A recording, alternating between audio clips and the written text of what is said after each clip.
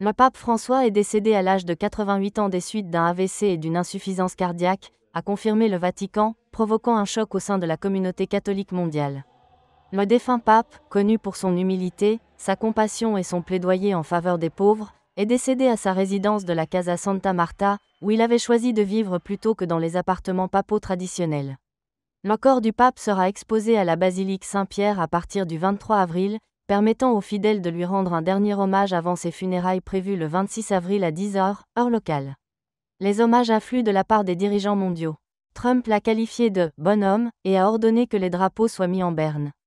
Le président brésilien Lula a déclaré 7 jours de deuil, qualifiant François de « voix du respect et de l'accueil ». Le président argentin Milei a également annoncé 7 jours de deuil. Écoutez ce que certains dirigeants ont dit.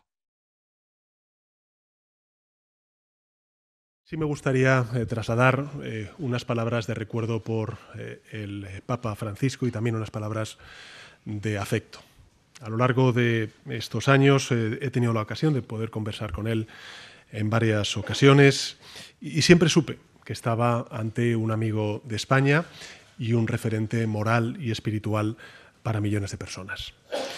Un líder que abogó por la lucha contra la pobreza, por una mirada humanista del fenómeno de la migración, por la mitigación y la adaptación al cambio climático o contra la intolerancia cuando más falta hacía. Estoy convencido de que el mundo va a echar de menos su valor, su mensaje, y desde España honraremos. 中方对方济各教皇去世表示哀悼。近年来，中国和梵蒂冈保持建设性接触，开展了有益的交往。中方愿同梵方共同努力，推动中梵关系持续改善。I just signed an executive order putting the flags of our country, all of them, all federal flags and state flags, at half-mast in honor of Pope Francis. So he was a good man, worked hard, he loved the world, and it's an honor to do that.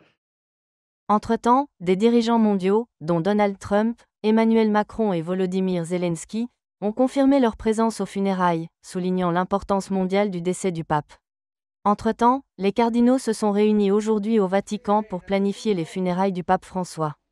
Le Vatican a annoncé qu'un conclave pour élire le successeur du pape François commencera probablement après le 6 mai, avec 135 cardinaux éligibles pour voter. Rapport Bureau, News X World.